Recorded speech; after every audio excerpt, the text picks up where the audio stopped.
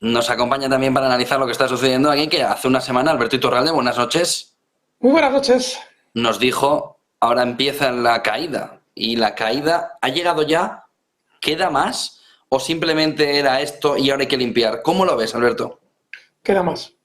Queda más. En realidad la caída comienza en julio, a finales, primeros de agosto, y explicábamos que hay una anomalía terrible en esa comunión que tiene el sistema financiero con la política, que chiva a determinados mandatarios cuando tienen que colocar las elecciones. Y eso nos permitió aquí en Negocios Televisión anticipar que muy probablemente veríamos el techo del mercado global, agárrense, cuando España colocara las elecciones en julio. Y eso no significa que el mercado global se mueva en función de las elecciones españolas, sino que el mercado global ya tiene un techo prefijado y a Sánchez le avisan de cuándo va a ser para que coloque las elecciones. Eso significa que desde exactamente el S&P 500, desde el 27 de julio, las elecciones españolas son el 23 de julio, desde el 27 de julio el S&P 500 cae, comienza la caída y ahora mismo ya tenemos un acumulado en los últimos 2 meses en total de un 8,5%. Vamos, que coincide también cuando la FED dijo no hay recesión. Exacto. Justo Es decir, coincide en esa reunión de julio y a partir de ahí 8 y pico por ciento abajo. Exacto. Lo mismo de siempre. Los bancos de inversión generando cierta tranquilidad. Al señor Powell, los JP Morgan de turno, que son los que mandan en realidad en la FED, le dicen qué tiene que decir. Powell genera un sentimiento con sus declaraciones que en aquel momento era más comprador. Ese S&P 500, ahí está. Se ve claramente cómo la zona de soporte clarísima, y no es una cuestión caprichosa, claramente en el pasado los 4.110 han frenado caídas y subidas con mucha fuerza. Estoy señalándolas en el gráfico. Eso configura esa zona 4.110 como un soporte muy importante al que probablemente el S&P 500 va a llegar. Ahora bien, cuando llegue a esa zona, que probablemente lo va a hacer, es muy importante que en ese momento todo ese grupo de estrategas jefes de los que en ocasiones te toca hablar, José, salgan de nuevo a decirnos que esto es el acabose y va a ser la hecatombe y que efectivamente todo está fatal y nos empiecen a dar una idea muy negativa de la bolsa y de la economía. Y en ese momento tendremos que volver a mirar al mercado, porque no sería de extrañar que en ese momento se fuera formando un suelo, cosa que es muy peligroso anticipar ahora mismo. Habrá que ver cuando llegue el momento cómo está todo el mentidero bursátil global al respecto del sentimiento de los inversores. ¿Qué intentan inculcarles? Si lo que en julio, con las tranquilizadoras palabras de Powell, o lo que en octubre, con las alarmantes declaraciones de todos los bancos de inversión, diciendo a todo el mundo, en ese octubre de 2022, que tenían que vender todo porque el mercado iba a caer un 40% más. Si en esos 4.100 vemos ese escenario, lo más normal es que el mercado ya haya tenido suficiente caída y podamos volver a ver subidas en las bolsas. Es muy importante entender, no es probable que los máximos que hemos visto del S&P 500 en julio sean ya los máximos definitivos. La razón es muy sencilla. Durante toda la subida, el sentimiento en el inversor ha sido muy negativo, muy negativo. Se ha inculcado continuamente estímulos negativos a los inversores por parte de esos bancos de inversión para que no compraran en el mercado. Eso implica que probablemente ese mismo sistema financiero que elabora todo tan bien y tan matemático tenga pensado superar los máximos de julio de aquí a un tiempo para entonces sí generar un momento de éxtasis comprador en los inversores que ahora se nos antoja imposible, pero por experiencia les digo que el sentimiento de los inversores se cambia con muchísima facilidad y semanas, a veces incluso solamente días, son necesarios para hacer comprar al que hoy estaba loco por vender.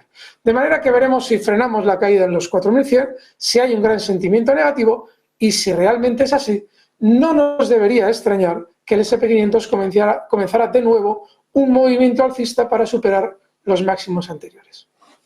Es decir, tocar un suelo en ese entorno de 4.110, 4.100, para ir hacia otra vez los 4.700. Siempre y cuando tengamos ese sentimiento negativo. Bueno, ojo, en el imaginario de quienes vemos el mercado, de lo que puede pasar, se nos antoja un rally, pero no sabemos si va a ser muy lento. Fíjate, José, cómo en octubre nos parecía que la bolsa estaba muy mal y que iba a estar peor.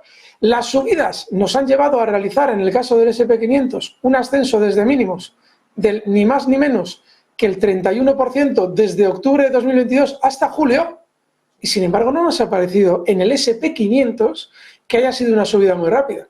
En el DAX sí, y en índices europeos sí, pero en el S&P 500 no nos ha parecido muy rápida. De manera que hay que tener, en cierto modo, un poco de colocar todo en su contexto, porque la palabra rally nos evoca una subida muy rápida y no sabemos cómo va a ser de rápida la subida. Petróleo, porque hoy rebota con fuerza, bueno, rebota. Sobre todo viendo, hoy decía Reuters, lo acabamos de contar hace un momentito, que las reservas de Estados Unidos en 17 días, no en 46, que era el último dato que había comunicado Estados Unidos, en 17 se está secando Biden de petróleo, Estados Unidos, para intentar contener el precio, no lo está consiguiendo y además está un 30% del precio por arriba de por donde él quería rellenar, por lo que, ¿qué puede pasar, Alberto, si Estados Unidos en este entorno se pone a rellenar con pánico esas reservas de petróleo? ¿A dónde va el precio del petróleo si Estados Unidos entrara en pánico? Vale, vamos a rematar varios retales sueltos que hay en la información al respecto del petróleo, incluido la debilidad del rublo, de la que habéis hablado hace un rato. Vamos a atarlos todos y yo creo La que va a quedar... depreciación. Sí, la devaluación del rublo. No sé lo que he dicho, si he dicho revalorización. No, debilidad. Pero yo no he dicho debilidad, he dicho depreciación. Vale, efectivamente, has hablado con más propiedad. Has hablado con más propiedad, es depreciación y no debilidad. Y vamos a explicar por qué es depreciación y no debilidad. Muy bien. Fijaos, en el caso del petróleo, desde hace ya muchos meses, sobre todo desde que tuvimos aquella inmensa crisis que vivimos con la entrada de Putin en Ucrania, en la que el petróleo subió en muy poco tiempo, incluso desde antes de la entrada de Putin, que marcaba niveles de $62, subió en muy poco tiempo hasta 129. Entonces se produjo, en ese febrero, marzo, abril, mayo, junio de 2022, se produjo un grandísimo pánico comprador. Bien, ese pánico comprador supuso un periodo en el que el petróleo, como mínimos, marcaba zonas de $94. Cuando posteriormente el petróleo, después de ese pánico comprador o ese éxtasis comprador, como le queramos llamar, rompió la baja a la zona 94, yo desde entonces en negocios os he venido explicando. Digo, bueno, por cuestiones técnicas lógicas, lo normal es que el petróleo se mueva durante mucho tiempo entre niveles de 60 y de 90. No preciso 94, pero estamos dentro de ese rango lógico, dentro de esa franja normal de $90. Estos días atrás, cuando volvíamos a hablar del petróleo, decía, bueno, ojo, vamos a precisar concretamente los niveles. Concretamente es el nivel 93,70 del petróleo. Y ojo, porque ahora hay un grandísimo sentimiento comprador y eso normalmente se corresponde en paradas. ¿Por qué? Y ahora hay que entender esto. Un vendedor que tiene que vender un bien, como lo es Arabia Saudí con el petróleo y Rusia con el petróleo, nos inspira que quiere vender lo más caro posible. No exactamente. Un vendedor lo que quiere es vender lo más caro posible, manteniendo al comprador en posición de comprar. Y esto es muy importante, porque nos va a explicar por qué el rublo se está teóricamente depreciando, por qué está cayendo el rublo con respecto al dólar. Sí, todo el mundo dirá, no, Putin se querría vengar de Estados Unidos haciendo subir el petróleo y Arabia Saudí, ahora que se ha unido con China, le interesa también subir mucho el petróleo para que se lo paguen caro. No. A Arabia Saudí le interesa que le paguen caro el petróleo, pero le interesa mantener el statu quo. ¿Qué es el statu quo? El no obligar a Estados Unidos a obligarse a sí mismo a producir más petróleo de cara al futuro. Es decir, a Arabia Saudí le interesa que esas reservas se las compren a Arabia Saudí en la mayor medida posible, aunque Estados Unidos es un inmenso productor de petróleo.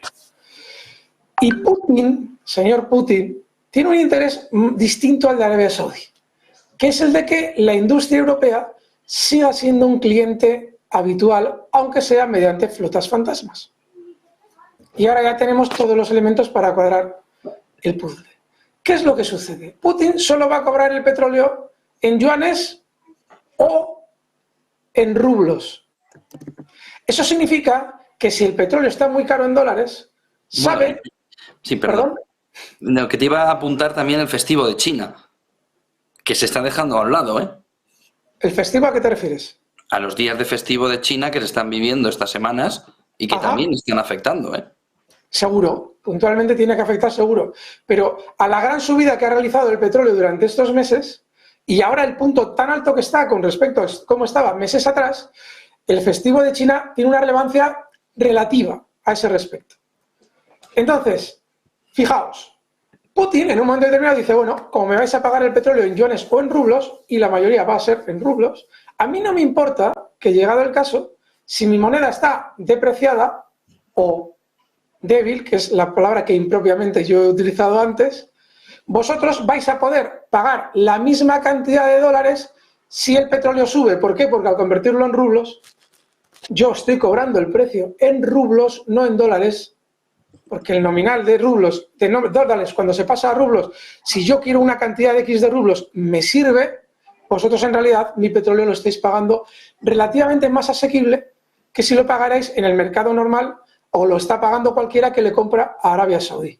Entonces yo lo que hago es decir, bueno, ahora me puede interesar mantener al rublo en un nivel más bajo comparado con cómo estaba hace 2 años o hace 1 año, cuando tuvieron el problema de que quería todos los fondos estadounidenses hacerse o intentar perjudicar al máximo posible esa moneda, y a partir de ahí todo cuadra porque Arabia Saudí sigue cobrando su petróleo en dólares y yuanes, pero sobre todo en dólares, no nos equivoquemos, y Rusia puede cobrar su petróleo en yuanes y en rublos sin destrozar la industria europea, que es su mejor cliente ahora mismo.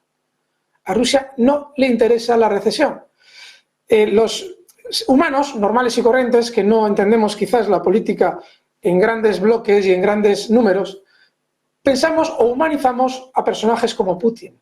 Yo incluso cuando a veces utilizo expresiones, la venganza de Putin, ¿no? Porque queda como muy clickbait. No, Putin no necesita venganzas de ese tipo. Putin solamente necesita que la economía rusa funcione muy bien. Y para que la economía rusa funcione muy bien, la economía europea, curiosamente, tiene que funcionar bien. Porque es lo que hace que garantice que la economía europea necesite el petróleo de Putin, que es lo que está hoy en día utilizando, por mucho que nos digan que no, mediante esas flotas fantasmas que tú también rastreas.